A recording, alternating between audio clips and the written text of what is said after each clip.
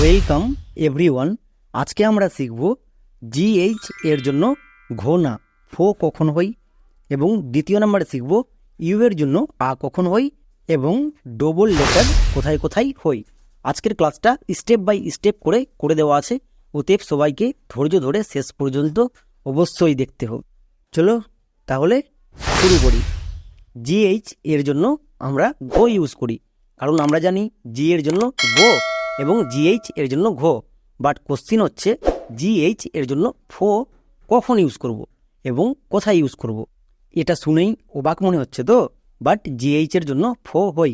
এর ক্ষেত্রে রুলস হচ্ছে কোনো শব্দের শেষে যদি জিএইচ থাকে এবং তার আগে যদি ও ইউ থাকে, তখন জিএইচ এর জন্য আমরা ফো ইউজ করি। যেমন দেখো কাপ, কাপ কেন?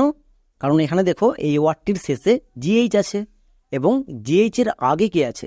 রুলসে কি ছিল? জিএইচ এর আগে যদি ও ইউ থাকে।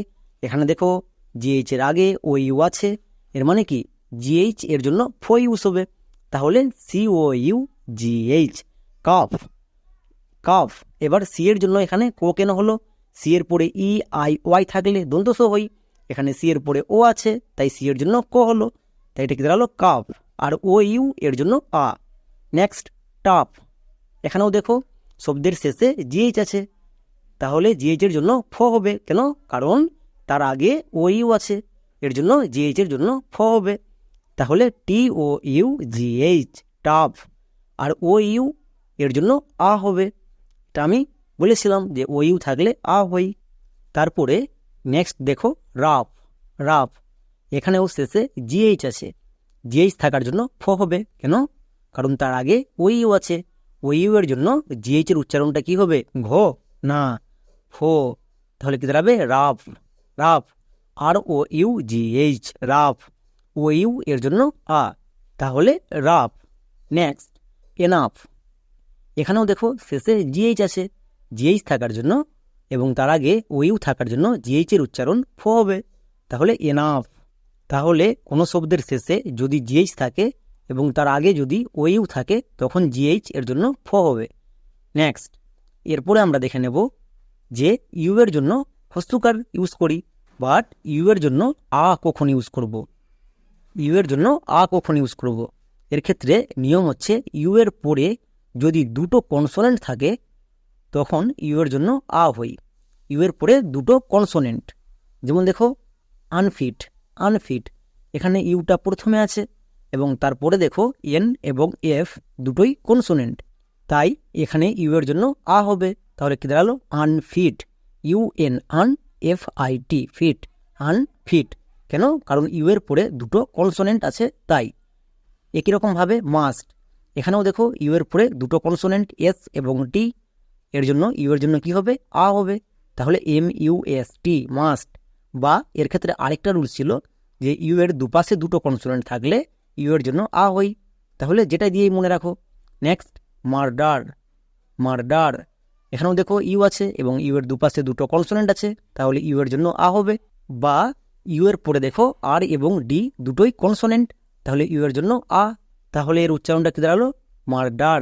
Next ulcer, ulcer. এখানেও দেখো শুরুতে ইউ আছে এবং তারপরে এল এবং সি দুটোই কনসোনেন্ট, এর জন্য ইউ এর জন্য আ হবে। তাহলে ইউ এল আল, সি ই আর সার। এবার এখানে দেখো সি এর পরে ই আই ওয়াই থাকলে দন্তস হই, সি এর পরে ই আছে তাই এখানে দন্তস হলো, এখানে সি এর জন্য কো হলো না। এর উচ্চারণটা কি দাঁড়ালো? আলসার। একে অনেকে ভুল করে উচ্চারণ করে আলছার বা আলকার, কিন্তু এর উচ্চারণ দাঁড়াবে আলসার। এটা মাথায় রাখতে হবে। তারপরে আমরা দেখে নেব এল কোথায় কোথায় ডবল হয় না। আমরা সবাই জানি যে শব্দের শেষে এস, এল, এফ, জেড থাকলে এবং শব্দটি যদি এক সিলেবেল এর হয় বা শব্দটির মধ্যে একটি ভাওয়েল থাকে, তখন এই ওয়ার্ডগুলো ডবল হয়। বাট এলটা দেখো এর মধ্যে পড়ছে, এল থাকা সত্ত্বেও ডবল কখনো হবে না।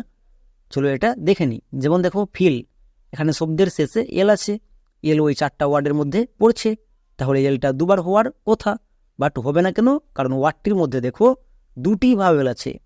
এখানে ডাবল ই মানে দুটি ভাওয়েল, দুটি ভাওয়েল থাকলে হয় না, একটি ভাওয়েল দরকার, তাই ডবল এল হলো না। কি দাঁড়ালো? F double E L, feel. Feel, I think বুঝতে পারছো। নেক্সট কুল, এখানেও দেখো শেষে এল আছে, তাহলে এলটা কি দুবার হবে না? কেন? কারণ এলের সামনে মানে ওয়ার্ডটির মধ্যে ডবল ভাওয়েল আছে। ওয়ার্ডটির মধ্যে ডবল ভাওয়েল থাকলে শেষের ওয়ার্ডটি দুবার রিপিট হয় না, ওয়ার্ডটির মধ্যে একটি ভাওয়েল দরকার। তাহলে উচ্চারণটা কি দাঁড়ালো? সি ডবল ও এল, কুল, কুল। পরিষ্কার? চলো আমরা আরও যতই উদাহরণ দেখব বিষয়টা আরও ভালো করে পরিষ্কার হয়ে যাবে। যেমন ফুল, এখানেও দেখো শেষে এল আছে, এলটা কি দুবার হবে না? কেন? কারণ ওয়ার্ডটির মধ্যে দুটি ভাওয়েল আছে, দেখো ডবল ও আছে মানে দুটি ভাওয়েল আছে, দুটি ভাওয়েল থাকার জন্য শেষের ওয়ার্ডটা দুবার হবে না। তাহলে ফুল, এফ ডবল ও এল, ফুল। তাহলে এটা শুধু এলের ক্ষেত্রে না, এটা 4টা লেটারের ক্ষেত্রেই কাজ করবে, যে ওয়ার্ডটির মধ্যে যদি একের বেশি ভাওয়েল থাকে তখন শেষের ওয়ার্ড দুবার হবে না। এবার আমরা দেখে নেব ই এর জন্য আ কখন ইউজ করব। কোনো শব্দে ই এর পরে আর থাকলে তখন ই এর জন্য আ হই, ই এর পরে আর থাকলে ই এর জন্য আ হই, বা এদের একত্রে উচ্চারণ হয় ই আর আর। এটা একটা ওয়ার্ড প্যাটার্ন। যেমন দেখো এখানে শেষে ই আর আছে এবং ই এর পরে আর আছে, ই এর পরে আর থাকলে ই এর জন্য আ উচ্চারণ হই, বা ই আর একত্রে আর আর সাউন্ড দেই। তাহলে কি দাঁড়ালো? এফ আই এল, ফিল, টি ই আর, টার, ফিল্টার, ফিল্টার। কেন? কারণ ই আর একত্রে আর সাউন্ড দেই। নেক্সট রিভার, এখানেও দেখো ই এর পরে আর আছে, তাহলে ই এর জন্য আ হবে, ই এর জন্য আ হবে, তাহলে R I V E R, river, river. কেন? কারণ ই আর এটা একটা ওয়ার্ড প্যাটার্ন। নেক্সট আফটার, এখানেও দেখো শব্দের শেষে ই এর পরে আর আছে, ই এর পরে আর থাকলে কি হই? আ হই, তাহলে আফটার, এ এফ, আফ, টি ই আর, টার, আফটার।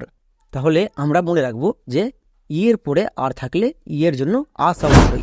নেক্সট, তারপরে আমরা সবাই জানি যে শব্দের শেষে এস এল এফ জেড যদি থাকে এবং ওয়ার্ডটির মধ্যে একটি যদি ভাওয়েল থাকে তখন শেষের ওয়ার্ডটা দুবার রিপিট হয়।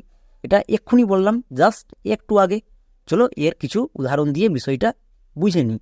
যেমন দেখো ফিজ, এখানে ওয়ার্ডটির শেষে জেড আছে, জেড উপরে 4টি ওয়ার্ডটির মধ্যে পড়ছে এবং ওয়ার্ডটির মধ্যে একটি মাত্র ভাওয়েল আই আছে, তাহলে দুটোই রুলস ফলো করছে। তাহলে শেষের ওয়ার্ডটা মানে জেডটা দুবার হবে, এফ আই ডবল জেড, ফিজ। তাহলে বুঝতে পারলা কেন দুবার হলো। নেক্সট, এখানে দেখো স্টাফ, শেষে ডবল এফ কেন হলো? কারণ এফ ওই 4টি ওয়ার্ডটির মধ্যে পড়ছে এবং ওয়ার্ডটির মধ্যে একটি মাত্র ভাওয়েল এ আছে, তাই শেষের ওয়ার্ডটি মানে এফটা দুবার রিপিট হলো। তাই এটা কি দাঁড়ালো? এস টি এ ডবল এফ, স্টাফ। তাহলে আজকের ক্লাসের মাধ্যমে আমরা 4টে জিনিস শিখলাম। তাহলে আজকের মতো এখানেই, দেখা হচ্ছে নেক্সট ক্লাসে।